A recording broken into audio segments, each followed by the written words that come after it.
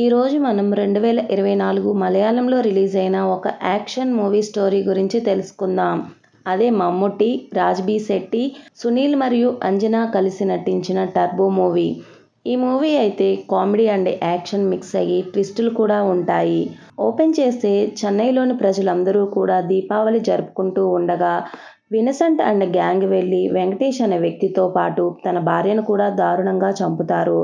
Venkatesh and ఆ ఫ్యామిలీని ఎందుకు చంపారో తర్వాత తెలుస్తుంది. అప్పుడే మూవీ టైటిల్ పడుతుంది. మరొక పక్క కేరళలో వక్కాచాన్ అనే ఒక వ్యక్తి వెళ్ళి చర్చి ఫాదర్ని కలిసి ప్రతి సంవత్సరం మన చర్చి దగ్గర గ్రాండ్గా తిరునాళ్లు చేసుకుంటున్నాం. కానీ ఆ జోష్ ప్రతి సంవత్సరం తిరునాళ్లలో ఎవరితో ఒకరితో గొడవలు పడుతున్నాడు.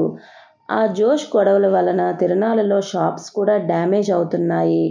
అందుకే ఈసారి తిరునాళ్ల టైంకి జోష్ని ఎక్కడికైనా దూరంగా ట్రిప్కి పంపిద్దాం. తిరునాళ్లు సాఫీగా జరుగుతుంది. కావాలంటే జోష్ ట్రిప్కి అయ్యే ఖర్చు అంతా నేనే పెట్టుకుంటా అని అంటాడు. దానితో వక్కాచాన్ మరియు చర్చి ఫాదర్ వెళ్ళి జోష్ వాళ్ళ అమ్మను కలిసి విషయం మొత్తం చెప్పి ఒప్పిస్తారు. ఆ తర్వాత తిరునాళ్ల రోజు సిటీలో జాబ్ చేసుకునే జెర్రీ తన ఫ్రెండ్స్తో కలిసి జోష్ ఇంటికి వచ్చి తిరునాళ్ల దగ్గరకు వెళ్దాం రా అన్న అని పిలవగా జోష్ వాళ్ళ అమ్మ మాత్రం ఈ సంవత్సరం మీ జోష్ అన్న తిరునాళ్లకు రావడం లేదు అని వెంటనే జోష్ను చూసి నీకు అవసరమయ్యే డబ్బును నీ బ్యాగ్లో పెట్టాను. నువ్వు వెంటనే కొడైకెనాల్ ట్రిప్కి వెళ్ళి 3 రోజుల తర్వాత ఊరిలో అడుగుపెట్టు. లేదంటే నీ కాళ్ళు విరక్కొడతా అని వార్నింగ్ ఇచ్చి జోష్ను పంపించేస్తుంది. అయితే లాస్ట్ ఇయర్ జోష్ చేతిలో తన్నులు తిన్న గ్యాంగ్ మళ్ళీ ఈ సంవత్సరం తిరునాళ్లకు వచ్చి జోష్ ఫ్రెండ్స్ గ్యాంగ్ని మొత్తాన్ని కొడుతూ ఉండటంతో సరిగ్గా అదే టైంలో జోష్ అక్కడికి వెళ్ళి గ్యాంగ్ మొత్తాన్ని కొట్టి జెర్రీకి గాయాలు అవడంతో తనని హాస్పిటల్లో అడ్మిట్ చేస్తారు. సరిగ్గా అదే టైంలో జోష్కి బాగా పరిచయం ఉన్న ఒక పోలీస్ ఆఫీసర్ డేవిడ్ వచ్చి జోష్ని కలిసి ఆ గ్యాంగ్ నీ కోసం వచ్చి జెర్రీని కొట్టారు అనుకుంటున్నావు కదా, కానీ నిజం అది కాదు. ఆ గ్యాంగ్ జెర్రీ కోసమే వచ్చారు. జెర్రీ పక్క ఊరిలో ఉన్న ఒక అమ్మాయిని లవ్ చేస్తున్నాడు. కానీ జెర్రీ లవ్ చేస్తున్న ఆ హిందూ ఫ్యామిలీకి జెర్రీతో పెళ్లి చేయడం ఇష్టం లేదు. రేపే ఇందూకి ఎంగేజ్మెంట్ చేస్తున్నారు. అందువల్ల జెర్రీ అక్కడికి వెళ్ళి గొడవ చేస్తాడేమో అని ముందు జాగ్రత్తగా జెర్రీ మీద అటాక్ చేశారు అని చెప్తాడు. అది విన్న జోష్ ఒక పక్క జెర్రీకి ఇప్పుడే మత్తు ఇంజెక్షన్ ఇచ్చారు. మరొక పక్క ఇందూకి ఎంగేజ్మెంట్ జరగబోతుందా, ఇప్పుడు ఎలా అని జెర్రీ ఫింగర్ ప్రింట్తో జెర్రీ ఫోన్ అన్లాక్ చేసి ఇందూకి కాల్ చేద్దాం అనుకుంటే జెర్రీ ఫోన్లో Indu Insta, Indu +2, Indu Bumble, Indu Tinder, Indu జెల్ అని రకరకాల కాంటాక్ట్ నెంబర్స్ ఉంటాయి. ఇందులో జెర్రీ లవ్ చేసే అమ్మాయి ఎవరో తెలియక జోష్ అండ్ గ్యాంగ్ అన్ని నెంబర్స్కి కాల్ చేస్తారు. మరొక పక్క ఇందూ ఎంగేజ్మెంట్కి ఏర్పాట్లు చేయబోతూ ఉండగా ఇందూ చెల్లి నీరు మాటిమాటికి ఇందూని చూసి ఎంగేజ్మెంట్ జరగబోతుంది, జెర్రీ ఇంకా ఎప్పుడు వస్తాడు, నీ ప్లాన్ ఏంటి అని అడుగుతుంది. అదే టైంలో జోష్ అక్కడికి వెళ్ళి ఇందూ ఫ్యామిలీకి నచ్చచెప్పడానికి ట్రై చేస్తాడు. వాళ్ళు వినకపోవడంతో ఇందూ ఫ్యామిలీని కొట్టి ఇందూని అక్కడి నుంచి జెర్రీ ఇంటికి తీసుకొని వెళ్తాడు.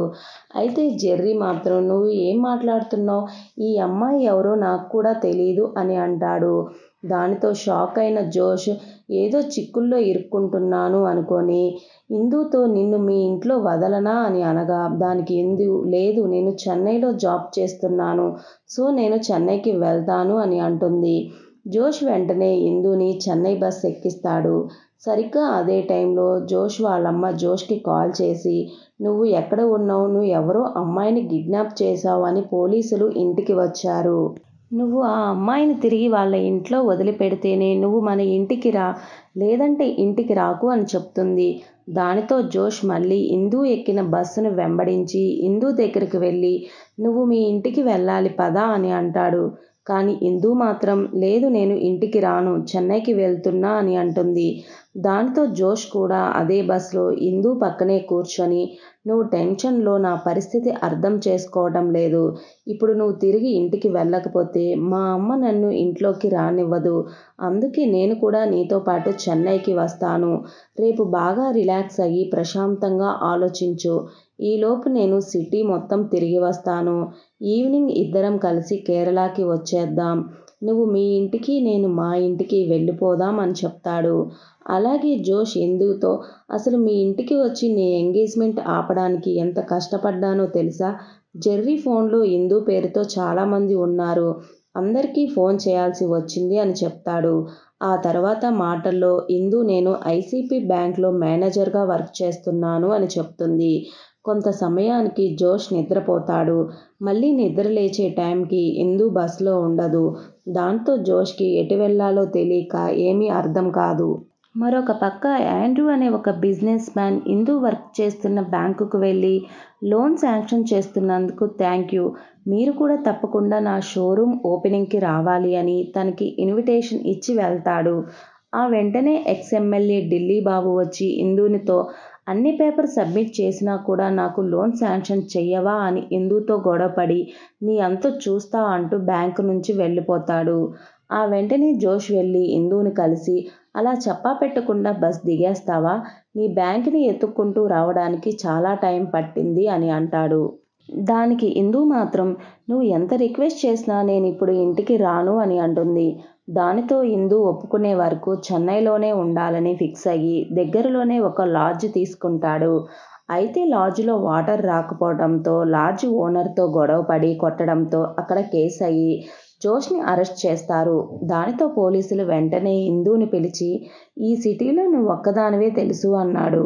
ఫైన్ కట్టి తీసుకొని వెళ్ళు అని అనడంతో ఇందు కొంత లంచం ఇచ్చి జోష్ని విడిపించి నాతో పాటు నా ఫ్లాట్కి వచ్చి ఫ్రెష్ అయ్యి ఫుడ్ తిని కేరళకి వెళ్ళిపో అని తన ఫ్లాట్కి తీసుకువస్తుంది. అదే టైంలో ఇందు చెల్లి నీరు కూడా కేరళ నుంచి వచ్చి ఇందుతో నేను ఫ్లైట్లో జెర్రీని కలిశాను. జెర్రీ ఫాదర్కి ఆల్రెడీ 2 సార్లు హార్ట్అటాక్ వచ్చిందంట. నువ్వు అలా ఆల్ ఆఫ్ సడన్గా ఇంటికి పోవడంతో తన పేరెంట్స్కి ఏం చెప్పాలో తెలియక నువ్వు ఎవరు అనేది తెలీదు అని చెప్పాడంట.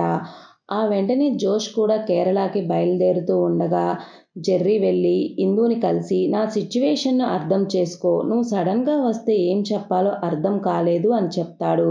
అది విన్న ఇందు సరే నేను సడన్గా వచ్చాను, ఎవరో తెలీదు అన్నావు, కానీ నీ ఫోన్లో ఇందు ఇన్స్టా, ఇందు బంబుల్, ఇందు టెండర్ వీరందరూ ఎవరు?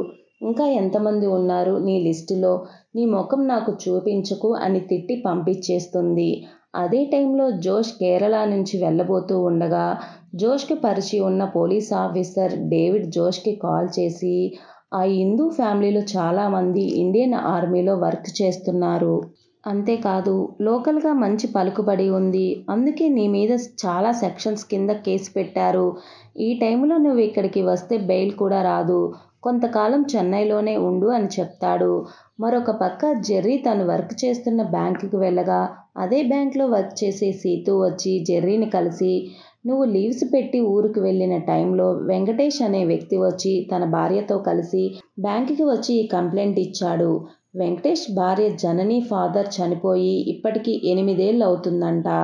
కేవలం ఆయన వాడిన గుర్తుగా ఇంకా ఆయన మొబైల్ని యాక్టివ్గా ఉంచి వీళ్ళు వాడుకుంటున్నారంట. అయితే 2 రోజుల క్రితం ఆ చనిపోయిన వ్యక్తి అకౌంట్ నుంచి 70 లక్షలు ట్రాన్స్ఫర్ అయినట్లుగా మెసేజ్ వచ్చిందంట.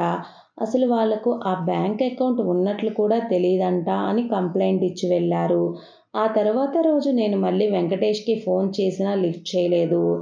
అయితే ఆ 70 లక్షల ట్రాన్సాక్షన్ జరగటానికి నీ పర్సనల్ ఎంప్లాయీ పాస్కి వాడినట్లు తెలిసింది అని చెప్తుంది సీతు. అది విన్న జెర్రీ షాక్ అయ్యి చనిపోయిన వ్యక్తి బ్యాంకు నుంచి ట్రాన్సాక్షన్ జరగటం ఏంటి, అది కూడా నాకు తెలియకుండా నా పాస్కి వాడి ట్రాన్సాక్షన్ జరగటం ఏంటి అని అనుకుంటాడు. దాంతో వెంటనే ఆ ట్రాన్సాక్షన్ గురించి ఎంక్వైరీ చేయడం స్టార్ట్ చేస్తాడు.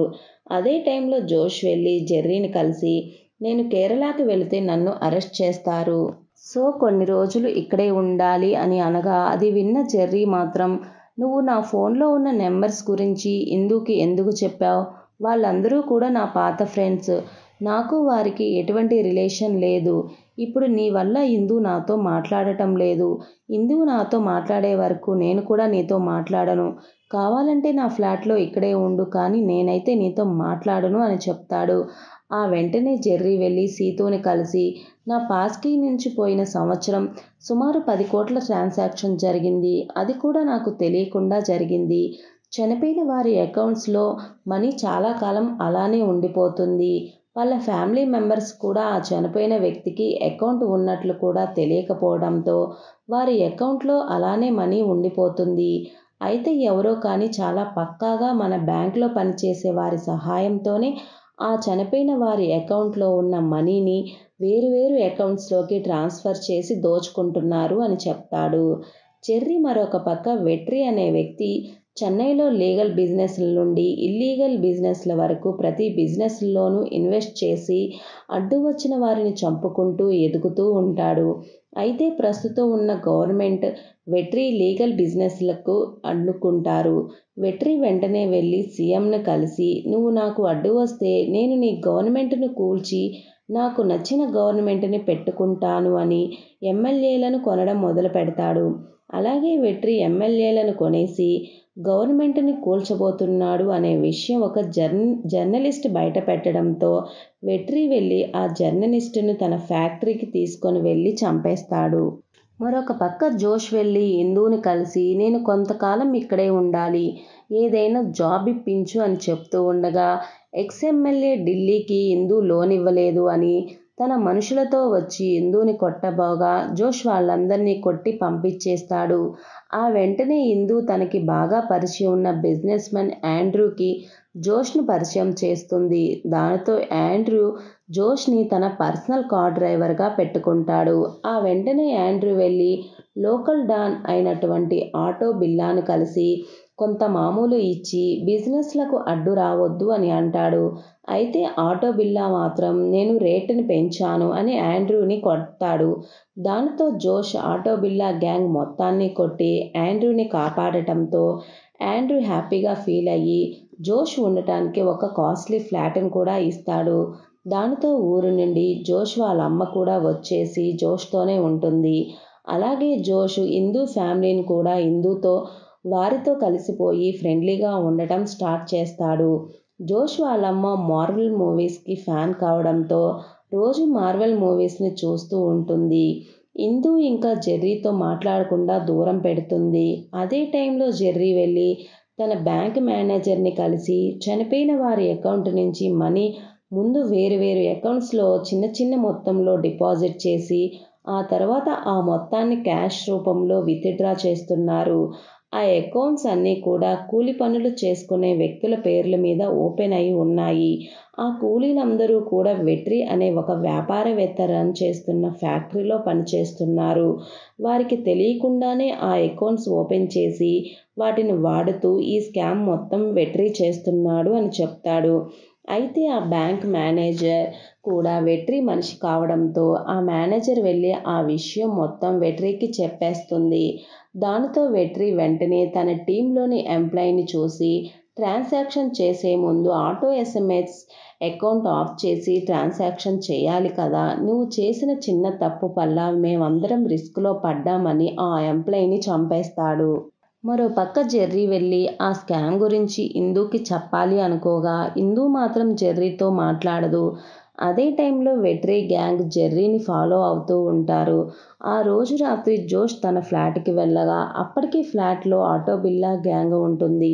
దానితో ఆ గ్యాంగ్ మొత్తాన్ని తరిమేసి తన బెడ్రూమ్లోకి వెళ్ళి చూడగా బెడ్రూమ్లో జెర్రీ ఉరివేసుకొని చనిపోయి ఉంటాడు. పోలీసులు జెర్రీ ఫోన్ చెక్ చేసి జెర్రీ ఫోన్ నుంచి తన ఫాదర్కి పంపించిన మెసేజ్లో నా లవ్ ఫెయిల్ అయినందుకే నేను చచ్చిపోతున్నాను అని ఉంటుంది. సో జెర్రీది ఆత్మహత్య మాత్రమే అని కేసుని క్లోజ్ చేస్తారు. దానితో తమ వల్లే జెర్రీ చనిపోయాడు అని జోష్ మరియు ఇందూ చాలా బాధపడుతూ ఉంటారు. మరొక పక్క వెట్రి తాను స్కామ్ చేసిన డబ్బుతో ఎమ్మెల్యేలను కొంటూ ఉంటాడు. అదే టైంలో వెట్రి గ్యాంగ్లోని విన్సెంట్ వెళ్ళి వెట్రిని కలిసి ఆ జెర్రీ చనిపోయే ముందు ఇందూ అనే ఒక బ్యాంక్ మేనేజర్ని కలిశాడు అని చెప్తాడు. దానితో ఆ తర్వాత రోజు ఇందూ తన బ్యాంక్ జాబ్ నుంచి తీసేస్తారు. ఆ వెంటనే ఇందూ మీద అటాక్ కూడా జరగ్గా జోష్ వెళ్ళి ఇందూని కాపాడతాడు.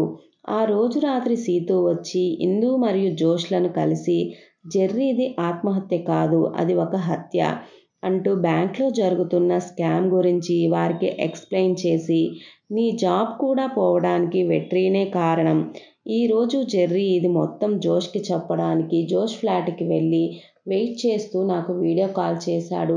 ఆ టైంలోనే వెట్రి గ్యాంగ్ వచ్చి జెర్రీని చంపి వెళ్ళిపోయారు.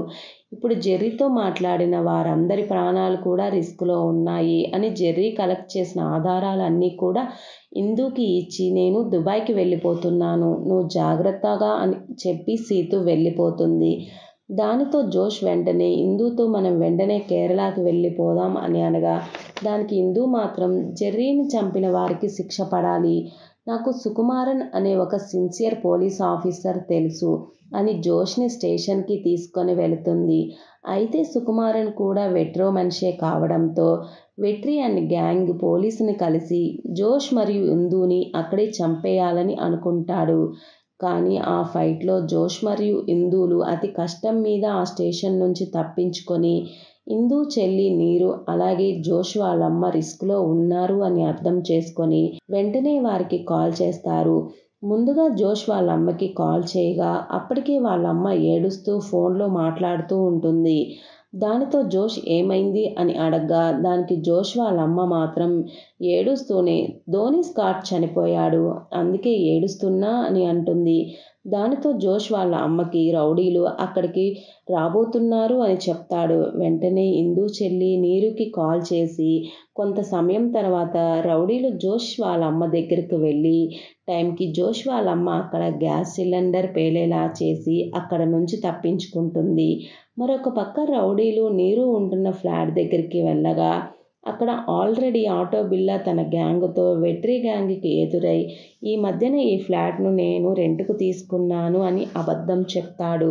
రౌడీలు వెనక్కి వెళ్ళిపోతారు. అప్పుడే జోష్ వెంటనే తన మదర్ని నూరిని కూడా కలిసి తనతో పాటు కారెక్కించుకొని డైరెక్ట్గా పోలీస్ ఆఫీసర్ సుకుమార్ ఇంటికి వెళ్ళి నువ్వే మమ్మల్ని సిటీ దాటించాలి లేదంటే నీ కూతుర్ని చంపేస్తాను అని బెదిరించడంతో దానితో సుకుమారన్ తనే స్వయంగా వారి కారులో డ్రైవ్ చేస్తూ చెక్ పోస్టులు మొత్తం దాటించి ఊరి చివర ఆ కారులో ఒక ఫోన్ని వదిలేసి ఆ కార్ని ట్రేస్ చేసి కారు వెళ్తున్న రూట్ని వెట్రికి సెండ్ చేస్తాడు సుకుమారన్.